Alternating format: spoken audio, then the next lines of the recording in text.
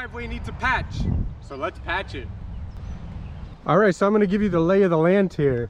The part that needs a patch is actually on a little bit of a hill here. You can see my driveway sort of goes up, only goes up about 4 feet over about a 40-foot length. But you can see here, this whole part needs to be patched up. Now, I'm not quite sure how much of it I'm going to do. I'm going to start pulling pieces up and then kind of get my kind of bearings, because you can see it's still breaking. So like out here, I'm not going to bring it all the way out here. This piece is still pretty solid, but smaller pieces like in there, yeah, I'm going to be ripping all of that up. So I'm expecting maybe about 15 square feet. And you can see I got some tools over here. Of course, I got my tamper, which is kind of on the fritz, having a little problem sticking in. So hopefully it makes it through the job for us. I think it will. Got a couple shovels, some buckets, so I can put some water in one of them. I believe I kind of need to wet it a little bit. I'll read up on the instructions fully in a second. And then you can see I got some nice like gravel here that I can kind of pack down, because the other problem is right in here is a lot of soft sand. So that's kind of what's weakening, you know, that part of the driveway up as the water kind of rushes down. So I'm going to try to pack it in with some of that. And then, yeah, I got the Quickrete, or however you want to pronounce it, right here. So I'm going to be putting that in. And yeah, this isn't going to be so much a tutorial as more of just see what happens as I do it, and hopefully you can learn from me a little bit. So let's get started. All right, so there's obviously a few pieces that are easy to figure out, you know, these that are already popping out.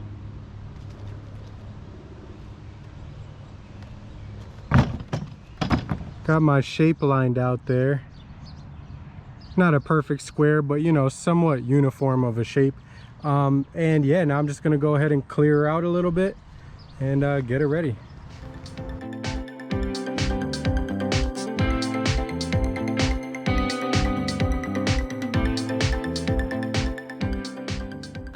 So as I finish up digging here, you can see I'm just kind of going around the outside of where my hole is and kind of just making a line. It's also going to help me dig out the sand a little easier, but also just establishing where I'm going to be, the absolute edges, so I could scoop out the rest and then clean up the edges before I start pouring more rocks in there. All right, so I got the hole dug out, got the edges all banged out and marked out. So now I just need to go around with a brush, clean her up a bit, and we could pack her up with some new gravel. All right, it is hole packing time. That baby's cleared out, ready to go. And like I said, you can still tell there's still part of the concrete that's not perfect, but honestly, I took care of the worst part. If I were to just keep taking out anything that's cracked, I'd be doing like a 200 square foot section. So let's get on to the gravel.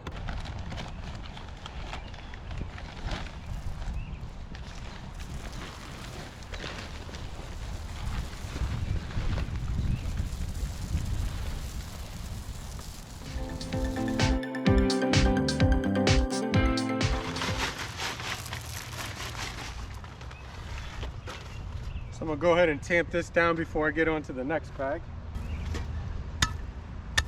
Nothing crazy, just gotta pound it down a little bit, that's all. Bag number 2.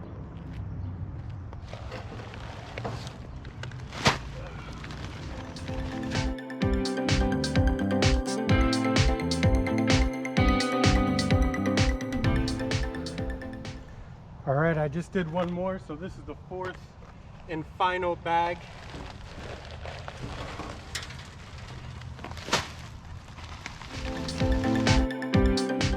All right, now you know what I gotta do, tamper down.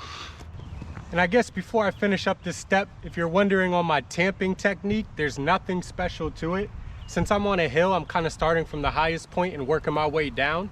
Especially the steepest angled parts, you're gonna wanna have packed in and make sure is pretty full.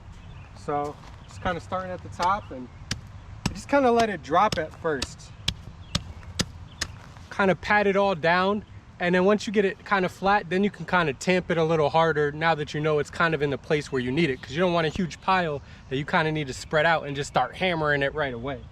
So that's pretty much the overall tamping technique. And then I try to add some rocks to the outside so that it catches, so I have a pretty good base all around.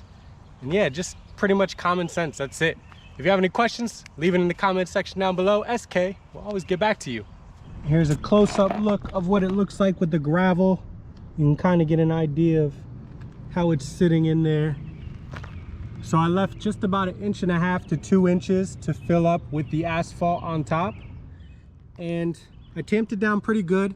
Now I will say, if you're a perfectionist, you're gonna have to be able to settle here, because you're gonna keep tamping down and you're always gonna see a little bit of movement every time you tamp. So if you're looking for it to be perfectly firm, no movement before you stop tamping, well, you'll be there till the sun goes down. So, all right, next step, the actual asphalt. Let's do this. And I need a battery swap. All right, so we're ready for the Quickrete, or however you pronounce it, I don't really know. So I'm gonna actually start at the top. I figured, you know, gravity's gonna kind of have stuff roll downhill, so I might as well start at the top, so that way anything that slowly starts to go down will kind of even out into the rest of what I need to do. So that said, let's do this. I don't think it'll be as easy to get out as it was. Actually, let me rip it all the way. As it was for the gravel, but it shouldn't be too much worse.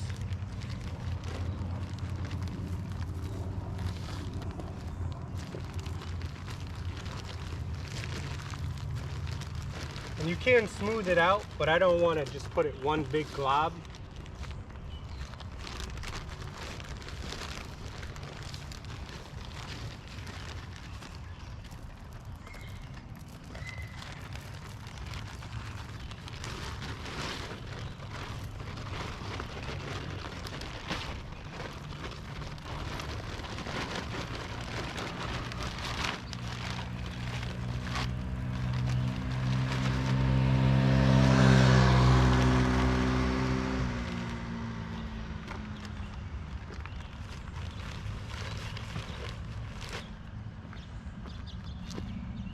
All right, there she is.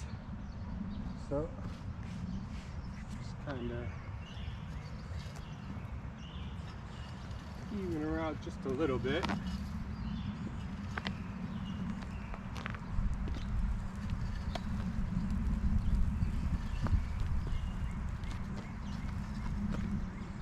And I do want to get up to the edges right away, because I don't want to have an initial space down and not have anything that's catching on the edges.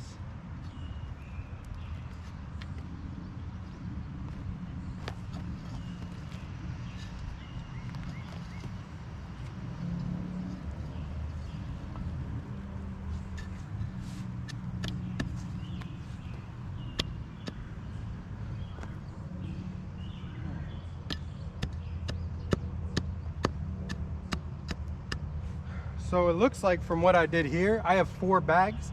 So I should have just about enough to do one half, then the other, and then tamp it down, and then go back and do one more layer. So I did put down initially about 1 inch. So it says if you're gonna do more than 1 inch, to do 1 inch at a time. So I'm kind of doing the same thing I said before, just using my weight, just letting it pack down. All right, now I'm gonna go heavy, pack it down hard, and then I'll do the second bag. All right, time for bag 2. So I'm gonna drop her in, and then I'm gonna give you a close-up shot so you can see what it looks like when the gravel, or when the asphalt is just there versus when it's tamped down, so you can see the kind of difference in the level changes. I'm just gonna smooth it out just a little, bring it to the edge.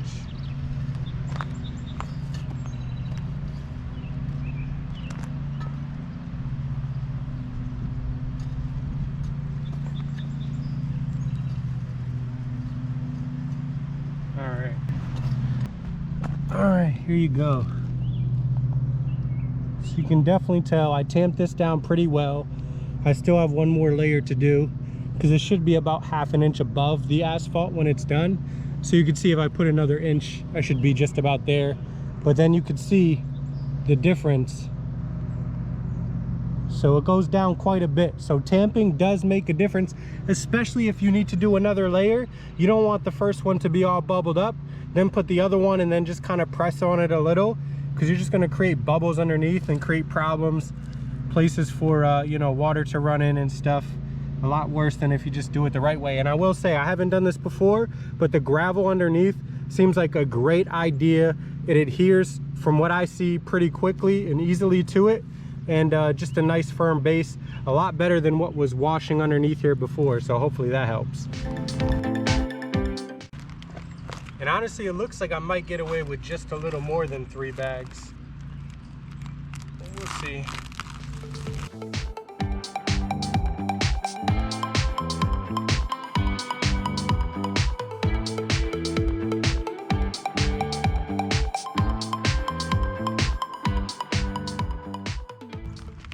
All right, time for the last bag. I tamped it down all right. I still got more to do, but I figured I might as well do the last one. That way I have an idea of how much I have to work with, especially in the middle, to get it nice and even.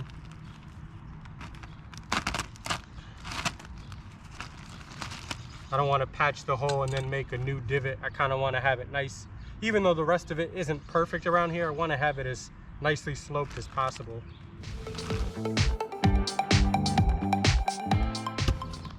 I would say don't be afraid to rearrange what you need to. This is the time to do it, not 3 hours later or tomorrow. So here's a little look at how it looks so far. You can tell there's definitely, it's not perfectly even like a sheet of paper flat, but neither is this whole hill. But you can tell it's pretty uniform. So a little bit more left and we'll see the final product in a minute. All right, so there she is. Obviously a project which I probably could have kept the Adidas slides on, but you know, I instead was trying to be more pragmatic and smart, and you know, wore some heavy duty shoes just in case I dropped the shovel or something on my foot. But anyway, what you care about is the actual blacktop here, and the asphalt went in, as you can see, pretty well.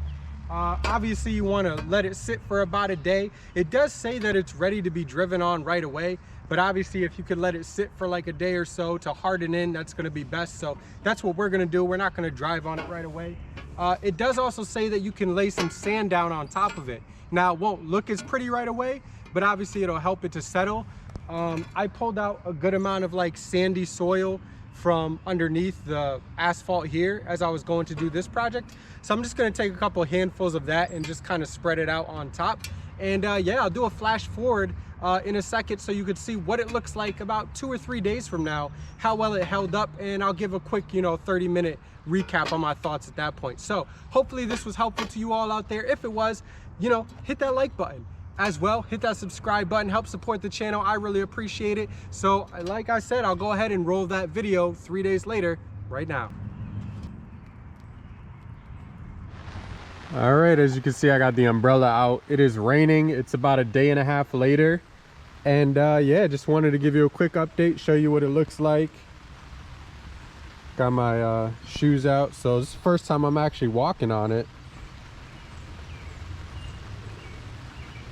It does still feel like you could, like it's hard for sure, but it does feel like I could take like a shovel and dig into it if I wanted to right now.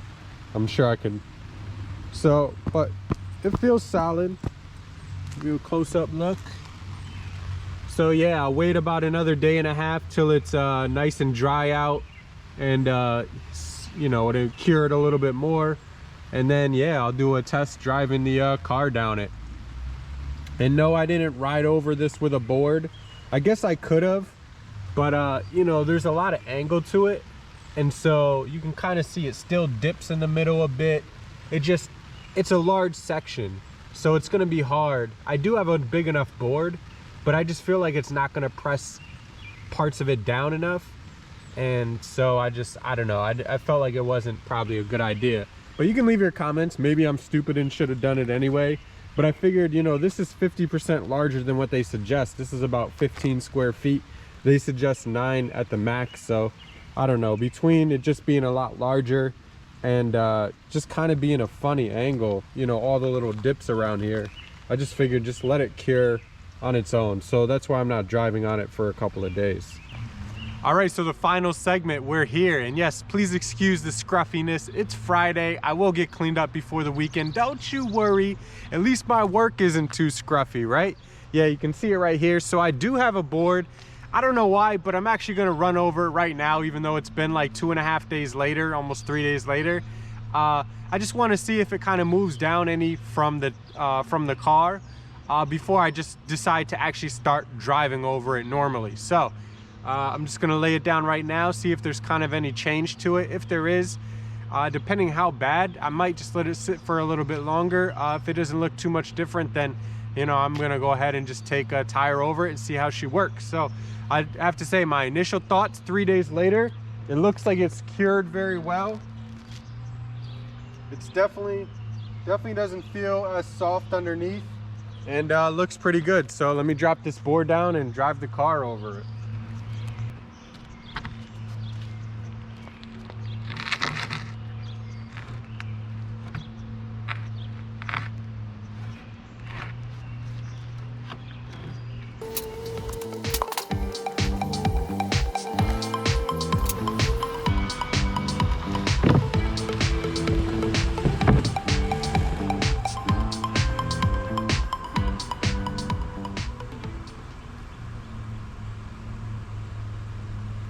So I will say, now that I'm touching it, this stuff is still movable. I could actually form it with my hand still.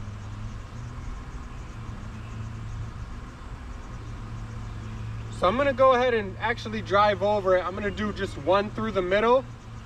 My guess is obviously still needs more time to fully cure, but it's nice and hard.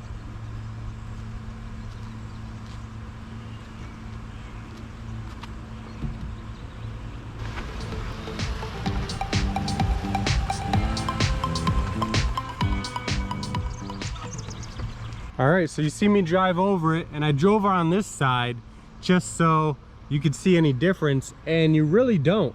So look, I don't know if it'll show up on there, but can you see that? Can you see me? I can still push it down. So it is moldable. So I'm gonna go ahead and drive over it 2 more times, but it looks good to go. And I will say, obviously I'm gonna be able to drive over it, but you don't wanna start turning your tire on top of it and stuff. If it's moldable like that, you wanna do clean sweeps. It's probably gonna be a couple weeks before it's like 100% fully cured, not gonna move or adjust at all. And even then, I would try your best not to turn around and do too much movement on it. You wanna just go one direction real quick, just to, you know, get the best use and life out of it. All right, so let's do 2 more.